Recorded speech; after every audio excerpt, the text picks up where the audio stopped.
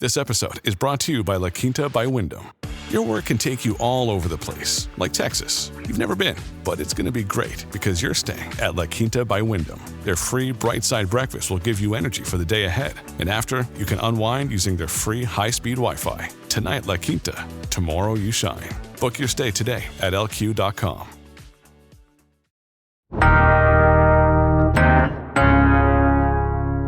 Today on CityCast Houston, the attack on Harris County from state officials continues. Plus, Houston and Dallas are at the center of an international meeting that could potentially get a long-awaited project moving forward. And it's Art Car Weekend. Pulitzer Prize finalist Even Mintz is joining me to recap those stories and more. It's Friday, April 12th. I'm Raheel Ramzanali, and here's what Houston's talking about. Evan, good morning. How are you? I'm doing great. How are you? I'm doing all right. How was your solar eclipse Monday? It was cloudy. Yeah. Mostly. It was mostly cloudy. And it had me just looking at pictures I'd taken of me looking at past solar eclipses because it just wasn't there for me. Yeah, it was cloudy. It didn't work out for a lot of people, but it was still an experience. I headed up to San Antonio on Sunday. Then we drove to Johnson City off of 281 on Monday morning. And I was anticipating traffic and it was going to be stressful.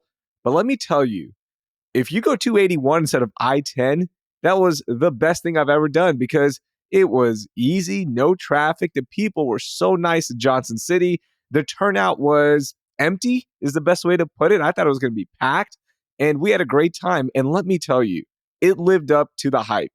It was cloudy and it started getting dark around 1:30 and then it's a little bit darker. And then right on the dot at 1:33, Evan, it was pitch black. It was a surreal experience. And I'm so glad I made the drive. It was worth driving up to San Antonio and driving another hour to Johnson City. It was a blast. My daughter loved it. My brother joined me. His wife joined me. My uncle was there with me. My aunt, everybody. It was just a blast. And it was a lifelong memory for sure. That's incredible. I was scared away reading about all the traffic that was supposed to happen and people flying in from around the world. Yeah. And now I'm hearing from folks like you that actually it wasn't too bad. Now I feel like I should have gone over because even, if there's cloud cover, when you get that totality, it goes from day to night. Yeah, in fact, it was even better with the clouds, in my opinion, because it was so eerie and so dark. And I also learned that the moon is made out of gas, a la Sheila Jackson Lee. Can I get your thoughts on this controversy? If people haven't heard by now, Sheila Jackson Lee was at a community event and she said the moon was made out of gas. She misspoke. I don't mind that. But to keep it equal, look, I call out both sides. I didn't like the fact that afterwards, Sheila Jackson Lee was blaming the Republicans on focusing on stupid things. To me, you know what? Just own up to it. You messed up and move on. It doesn't have to be a Republican-Democrat thing. I think you're absolutely right. I mean, she's stuck her foot in her mouth on space things before. She's asked if Mars probes could turn the camera to look at the flag we put in Mars. There's no flag in Mars. I feel like this is a comms staffer mistake. They should have prepped her ahead of time. And even after she has the flubbed line, they should put out a press release saying, we apologize. The Congresswoman misspoke. Everybody knows the moon is made out of cheese. Boom. There you go. Have a little fun with it instead of turning it into another political side versus side thing. Can we just move on? But I wanted to bring that up just to keep it, a little fair. I want to call out both sides on stupid things because I just come on. I don't mind the misspeaking. That happens. But the Republican Democrat thing, come on, let's move on. Yeah. Hey, let's get to our biggest story. What do you got? Well, speaking of Democrats versus Republicans, Attorney General Ken Paxton is suing Harris County over our Universal Basic Income Program, also known as Uplift Harris. Now, the program, which is funded through federal COVID dollars, about $20 million, will give $500 a month to a little less than 2,000 Harris County families for a year and a half. This is targeted specifically at some of the poorest families in Harris County, below the poverty line in the poorest zip codes. But Paxton is claiming that the whole program violates the state constitution, which says that no local government can lend its credit or grant public money or thing of value to individuals.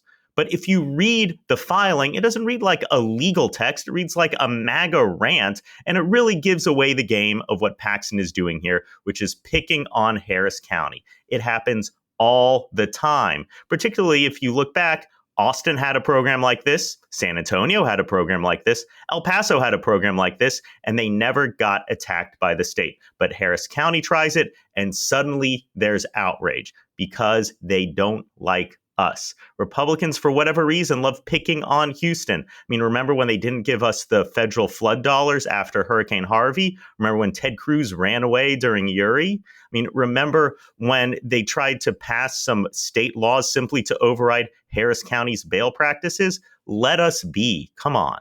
Yeah, that was one of those things where I was waiting for it. I couldn't believe nothing was said by them up until now, right when the funds were about to start going out to the families that need it the most. We've talked a lot about Uplift Harris on this program. And I think we're all on the side of like, this is a good thing. Let's try it out. Let's see how this is going to work, if this can help these families, right? But it took them this long. That was shocking. I thought this was going to happen when the program was first introduced. I mean, I think they do it this way because it's the most disruptive. It's just about to start, and now they've got to throw the whole thing through the ringer. And one of the things I really like about the program is that funds are set aside to do third-party research to see what the effect of this type of universal basic income is. Because if it turns out this is a really effective program, a way to get people on their feet, help them climb the economic ladder, then it can save money in the long run for taxpayers by keeping folks out of the criminal justice system, making them rely less on other programs. And you'd think everyone would like that. You know, states are supposed to be the laboratories of democracy, cities more so. Let us experiment. If it doesn't work, it doesn't work. One of the things the AG said was that taxpayer money must be spent lawfully and used to advance the public interest. One of the things that stand out to me is who's going to pay all the legal bills when it comes to this, right? Because it's going to go through the courts. It's going to go through a whole process. Who's going to foot that bill? I mean, obviously, it's all taxpayers. And helping the poor, lifting up poor families seems like a pretty, worthwhile use. It seems like something aimed at public interest. And it's not as if we don't give away taxpayer dollars in Texas. The 313 tax credit program for businesses is just a pipeline of cash to big corporations. Like, they get that. But if you're a poor family, well, sorry, that's illegal. We can't give you any money. Yep, that money is only set aside for other people, not you people. That's basically what the AG is saying. Just unbelievable stuff. And I did like that Lina Hidalgo countered and was not shy about what she wanted to say about the AG and basically called out his unethical practices. I mean, you've got a guy up there who's been charged with so many crimes, who seems to be constantly getting engaged in these big partisan fights rather than focusing on the state. It really is absurd. And I see Republicans who are pissed off at Paxton, too, because he is not helping out reporters, whether you're left, right, center, whatever, just try to get their open records filings. They are stonewalling reporters trying to figure out what the government is up to. And instead of opening the door, instead of standing up for transparency, we got Paxton getting in fights with other politicians. I don't think this helps anyone. All right, Evan, I'm going to get to my biggest story of the week. NerdWallet did a new study examining home insurance rates, and Texas was the most expensive state for home insurance, coming in at over $4,400 for a $300 dwelling. Now, the national average is about $1,900. In Houston, the average annual cost of insurance coverage is over $6,600 per NerdWallet. Now, the rates sound kind of wonky, right? So they looked at a home that was about 40 years old. And again, the dwelling cost about $300,000. I haven't met anybody with these kind of insurance rates, like $6,600 in Houston. That's a little too high, okay? They called all the insurance companies. They did their research. I'm not doubting the research. I've never met anybody with that, but rates have been going up and it is getting expensive. And there is an insurance crisis happening in California. A lot of companies are pulling out. Locally, I've talked about it here on the podcast. I know when I was renewing my home insurance for my old home, a lot of the companies that I've used before, they have pulled out of the area. So there is crises happening across in other states. And the reason I'm bringing this story is, look, the rates are going up. What can be done? Because are we going to be next? Are insurance companies going to pull out of Houston at alarming rates? And that's going to leave us with basically one option of just paying that high premium. I think there's two things going on. One is that we really haven't invested in the infrastructure we need to protect our city from floods and other natural disasters. I'm going to throw out build the Ike Dike, but also there's basic neighborhood infrastructure that we just haven't built.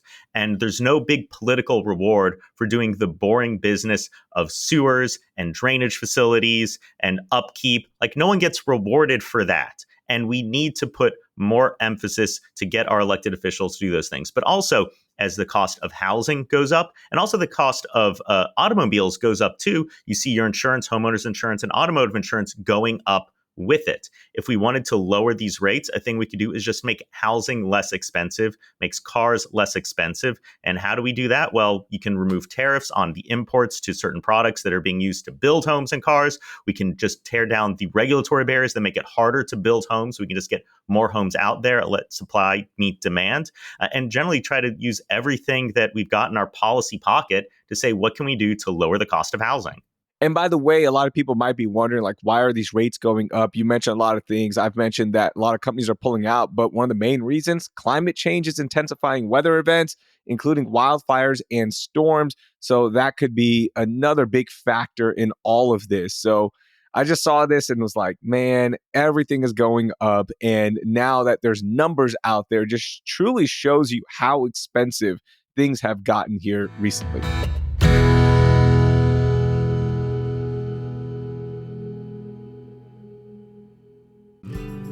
What does it mean to be locally owned and operated? For Cenex, it means everything. It means that we know if you take your coffee to go or if you like to stay a while. It means we've helped Little Leagues get jerseys and local festivals get funding. It means we know what our communities need. So you'll always leave Cenex with a full tank, full of snacks, or full of smiles. Or all of the above. And that means the world to us. Cenex, powered locally. This episode is brought to you by ShipStation. If you run an e-commerce business, you know how much work it takes to produce something great while dealing with complicated shipping issues. That's why over 130,000 companies have turned to ShipStation, an innovative tool that allows you to focus less on shipping and more on building your brand. With ShipStation, you can manage orders, label printing, reporting, and customer service on one easy-to-use dashboard. You'll reduce warehouse costs with reliable enterprise solutions and save thousands on shipping costs with discounts up to 89% off. Plus, you can effortlessly import orders from everywhere you sell online. So, turn your shipping challenges into opportunities for growth. Go to ShipStation.com and use code POD to sign up for your free 60-day trial. That's ShipStation.com, code POD. Evan, let's get to our most overlooked story. What do you got for me? The most overlooked story, I think, is a fight going on in Midtown right now over a new homeless housing project next to a Beyonce-backed complex. Now, what's specifically happening? The Bread of Life, which is a nonprofit that's worked with Beyonce's Bay Good and Tina Knowles Lawson, wants to build a 14-story apartment building in Midtown to provide housing for the formerly homeless. And to do so, this nonprofit is asking the city for permission to build closer to the street than the mandatory 25-foot setback from the property line. And I think that's good. Setback requirements are dumb. It's an unnecessarily regulation. You can build closer than 25 feet. It will be fine. And frankly, we need more housing for the homeless in this city. But nearby landowners are freaking out. They don't want this, and they're arguing that the setback is necessary for making the region pro-pedestrian, to make it walkable in Midtown. And I've got to say, that makes zero sense. You don't need a 25-foot setback to have something be walkable. What you need are sidewalks, and what do you know? This plan, if they build the building, is going to have some very nice sidewalks on it. It's also going to have an interesting overhang where the first floor is going to set back more than the floors above it, so you get some nice shade there, which is something you could use in Houston if you want to make it more walkable. Now, overall, the city is trying to grapple with the fact that we are not as affordable as we used to be. We do better with homelessness than other major cities, but not as good as we'd like to be. And if you can't do something as basic as build this building because of the setback requirements, then we are totally screwed. The Planning Commission is going to be voting on a variance to allow them to move forward on April 18th.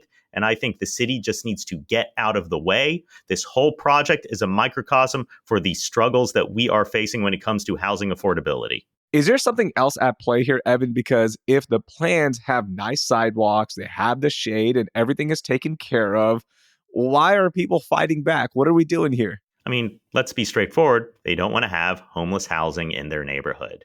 But people have got to live somewhere. If you don't want to see folks in tents, if you don't want to see them on the street, you got to provide housing. And this is a plan to do that. It really is this problem of people saying, oh, I want to tackle this issue. Like, oh, do you want the solution? No, I don't like the solution. I just want the problem to go away.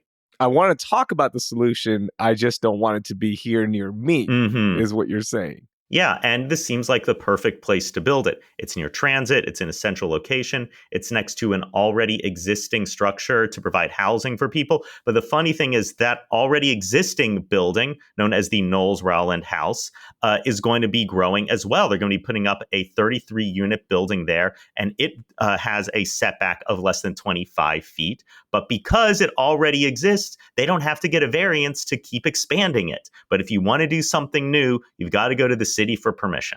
Okay, Evan, I'm going to get to my most overlooked story, and we don't get to talk about national politics and President Joe Biden here on the show as much, but it's time to talk about it because Houston and Dallas are in the news as President Biden met with Japanese Prime Minister Fumio Kishida about the Texas high-speed rail. Yes, the mythical, the legendary high-speed rail between Dallas and Houston that was supposed to connect us and make the train ride 90 minutes, has had different issues like different backers, different companies, and it has just stalled out since 2014.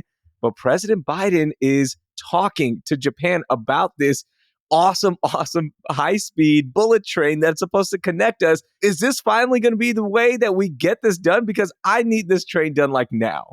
Seriously, this thing has been like a zombie project. It was alive, it's dead, now it's back. And I'm glad it's back. The original concept was that, well, in the 2000s, interest rates were incredibly low. Like, well, what can you invest in? How about you build a whole train thing that private backers can invest in and they're going to make money off of it? Like, well, interest rates are higher now. Maybe it's not such a smart investment, but there's still demand there. I mean, look at how much money TxDOT is spending to expand I-45. Like, maybe we need some alternative methods of transportation. Now, I see folks freaking out about this saying, oh, taxpayer dollars are going to be spent. Taxpayer dollars get spent on a lot of things. Yeah. At least we get a train out of this one. Yeah, taxpayer dollars. Like what? Who's tracking that, by the way? When they say that, are they actually looking at like, oh, I can't believe it was spent on this and not that? Stop. You're just saying that. That's just an excuse. Let's get this done, all right? Because I need an option. I don't want to fly to Dallas. I'm tired of driving to Dallas. I need that 90-minute bullet train and boom, we're on. And it also makes for a good movie, right? There's always good movies on bullet trains for whatever reason. A train ride, 90 minutes, the perfect amount for a good movie. So we need to get this done. And I'm glad that it is getting the focus of President Joe Biden. And I love this. Hopefully this is the reason it gets done, but still a lot to do. I mean, they haven't even broken ground on anything yet. So it's going to be a long, long time. Hopefully it gets started at least. No, let's get that Japanese high-speed rail technology right here in Texas. My one complaint, the one thing wrong with it, is that the station in Houston is going to be like north of the Galleria area. It's going to be at like the old Northwest Mall. Put it in downtown. Find a way to get it downtown. That's where it should be. I don't know. I want it away from downtown and the Galleria. Can we put it where there's no traffic? So getting to the train won't be as hard. Hey, let's get to our moment of joy. Evan, what made you happy this week? Oh, my moment of joy is that it is loquat season. If you have a loquat tree, those delicious little orange fruits are ready to be eaten. They taste like nature's sweet tarts. They are so delicious. And the past few seasons, we haven't had them either because freezes have killed them or we haven't had enough rain. But this year, finally, we're getting some good fruit. And I'm so excited. My kids love them. I'm using it to cook with. I want to make some loquat ice cream, loquat jam. You throw those in the oven and dry them out. Make dried loquats so tasty. Like, let's do this. Let's embrace what we've got here. Nice. I love it. The Loquat Man. That's what I'm going to call you from now on. That's great. Did you hear our episode about gardening in Houston? We published it this week. I did. Yeah? That was for you, Evan. Oh, thank you. I was listening to y'all talk about tomatoes, putting them in. I got to say, if you're thinking about it now, it's too late. Too late. It's too late to do it. Look at what things go into soul food and Southern food. Your okras, your sweet potatoes, your collard greens. Those are the things you can plant now. Do that.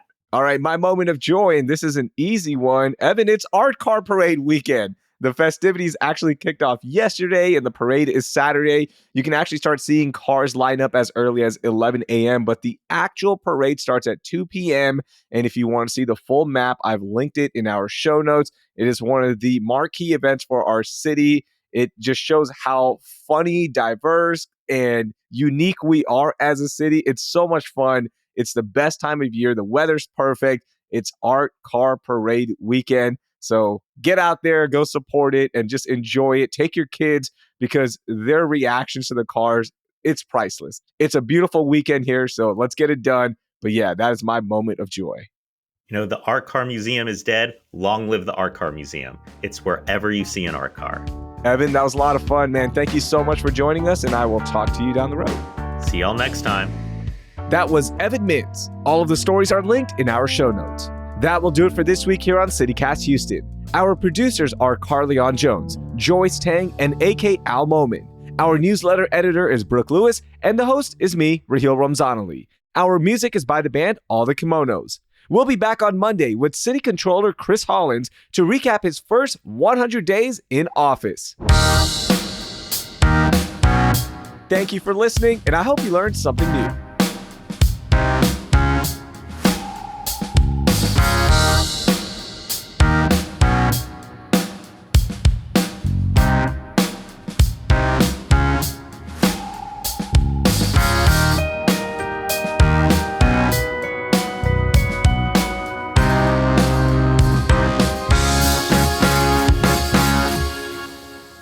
Our producers are Carleon Jones.